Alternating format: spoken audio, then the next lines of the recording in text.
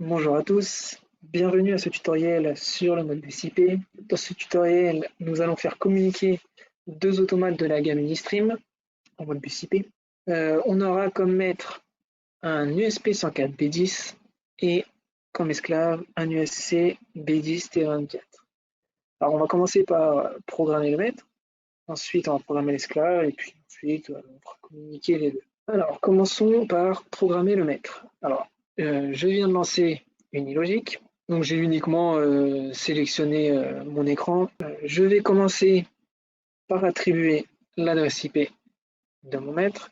Donc je vais avoir mon maître en 192.168.1.10 et l'esclave on le mettra en 1.20.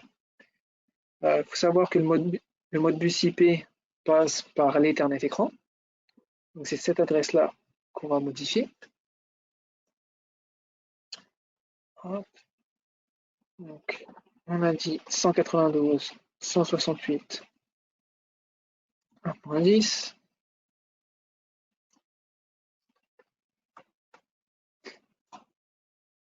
Voilà. Ensuite, pour les variables à échanger entre le maître et l'esclave, donc en mode bus, donc ça se passe dans la partie protocole. Mode bus, on va aller dans master, panel Ethernet, et là on va ajouter notre esclave. À droite, nous avons les propriétés d'esclave, donc l'activation périodique, donc pour tout ce qui est requête périodique. Donc je vais mettre une variable système general on, donc c'est un bit qui est toujours 1, comme ça ma communication est toujours activée. Je vais mettre ici l'adresse IP de mon esclave, donc 192.168.1.20, et c'est tout pour les propriétés de l'esclave. Ensuite, on a plusieurs types de requêtes, donc tout ce qui est requêtes périodiques, donc qui vont s'exécuter automatiquement selon une fréquence, et les requêtes apériodiques, où là c'est la programmation qui se trouvera dans le ladder qui va déclencher les requêtes. Et ensuite le read-write, donc là c'est pour faire de la lecture-écriture sur une même commande Modbus. Donc nous on va s'intéresser plutôt à ces commandes-là. Donc on va créer une commande de lecture, donc périodiquement. Donc je vais faire ajouter une nouvelle opération. Donc là je vais créer la variable, par exemple la température de mon esclave. Voilà. Je vais lire la température de mon esclave à l'adresse 21 par exemple. Donc c'est bien une commande de lecture, hein. Soit une commande de lecture, soit une commande d'écriture. Et c'est une commande, c'est un read holding register puisque je vais lire un entier. Ma fréquence, bon, je vais la passer à 500 millisecondes. Voilà, on a l'unité ici, l'unité de la fréquence d'envoi. Donc là, voilà, donc là j'ai créé une lecture de registre périodique. Je vais à présent créer une écriture de registre, pareil, mais de manière apériodique. Donc, par exemple, on va écrire une consigne. Donc, je vais ajouter une nouvelle commande Modbus. Hop. Donc là, ça va être consigne, par exemple. On va l'écrire, voilà, 23. Et cette fois-ci, je vais faire un write. Faire un write single. Voilà. Et donc là, je viens de créer une commande Modbus d'écriture de registre en apériodique. Maintenant, je vais programmer donc l'exécution de ma requête apériodique. Donc, dans le ladder, hop, je vais utiliser un bit.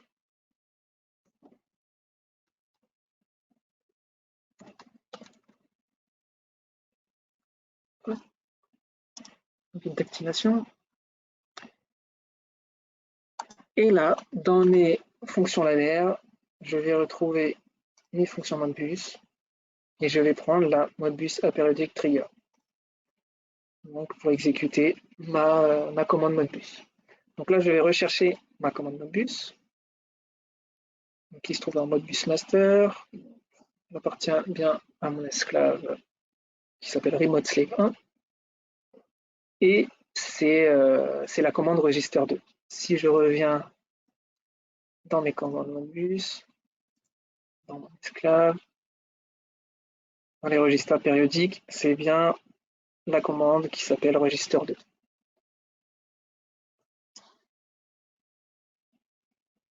Et c'est tout. Donc là, avec ça, à chaque fois montant, je vais exécuter ma commande Modbus.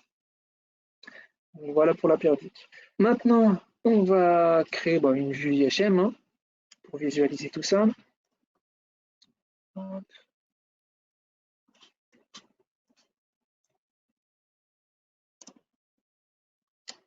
Donc du coup, ici, ce sera la température. Voilà. On va mettre un texte après.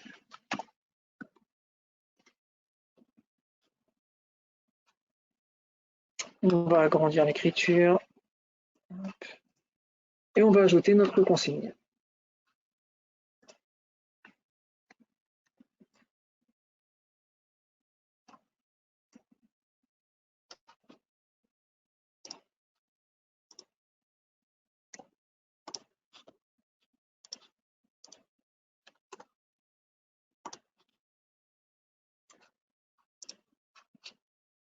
Quoique si on va laisser une consigne de température.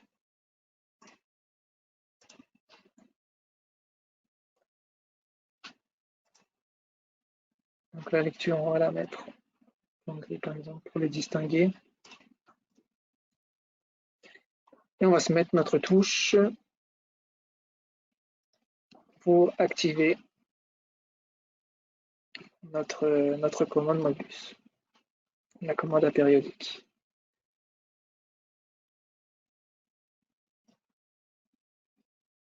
Hop, soit touche d'activation. On va lui ajouter des actions. Donc, lorsque j'appuie, je vais mettre A1 mon bit d'activation et lorsque je relâche ma touche, je reset mon bit d'activation. Voilà. Je vais à présent transférer mon programme dans le maître. Je vais faire un envoi total.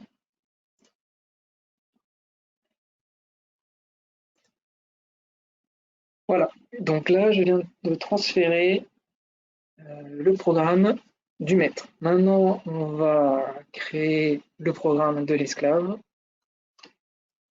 Hop, on va faire mon projet.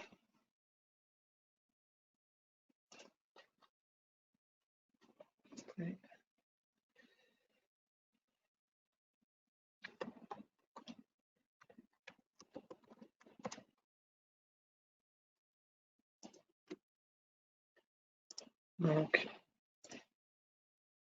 j'ai un USC B10T24.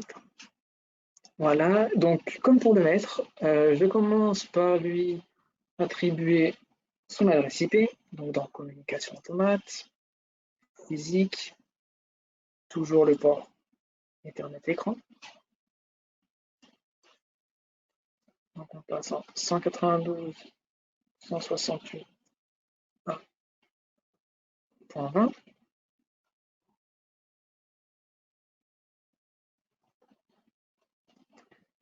Voilà. Et ensuite, dans la partie donc protocole Modbus, je vais aller dans la partie esclave pour le coup, panel Ethernet. Ajouter un nouvel esclave. Et là, je vais autoriser la lecture et l'écriture des deux registres que j'ai précédemment créés dans le maître. Hop. On va ajouter une nouvelle opération. On va créer une variable. Donc, pour la lecture de la température de l'esclave, donc ce sera température.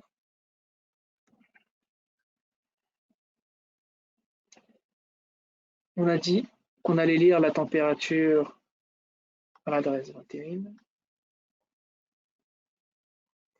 Et donc là, je suis bien en lecture seule, puisque le maître vient lire à l'adresse 1 la valeur que j'ai dans ma variable température. Je vais ajouter l'écriture de la consigne. Donc ça, c'est la consigne du maître.